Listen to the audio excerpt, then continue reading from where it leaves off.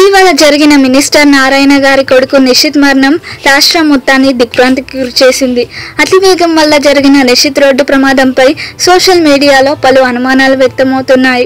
Jubilee Hills road number 32లో జరిగిన Nishith road ప్రమాదంపై Hyderabad traffic police విభాగం అంతర్గత దర్యాప్తు చేపట్టి ఆ ప్రమాదానికి సంబంధించిన పూర్తి వివరాలను వెల్లడించింది.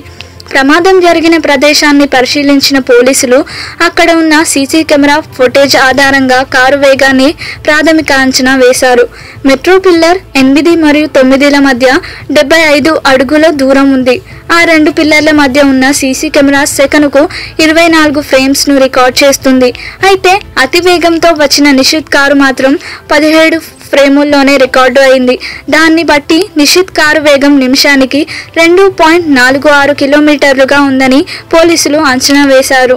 మెట్రో పిల్లర్ను గుద్దుకున్న సమయంలో నిషిత్ కారు వేగం గంటకు 146 కిలోమీటర్లుగా ఉందని పోలీసులు తెలుపుతున్నారు. 0.5 సెకను కాలంలోనే ప్రమాదం జరిగి ఉండవచ్చని అంచనా వేస్తున్నారు. దీనితో నిషిత్ మరణానికి కారణం అతివేగమేనని ఖరారు చేశారు పోలీసులు. అంతేకాదు, రోడ్డు ప్రమాదం జరిగిన ప్రదేశంలో హెచ్చరిక సూచనలను ఏర్పాటు చేసి మళ్ళీ ఇలాంటి ప్రమాదాలు జరగకుండా తగు జాగ్రత్తలను తీసుకుంటున్నట్టు ట్రాఫిక్ పోలీసు యంత్రాంగం తెలిపింది. For more interesting updates, please subscribe to our channel.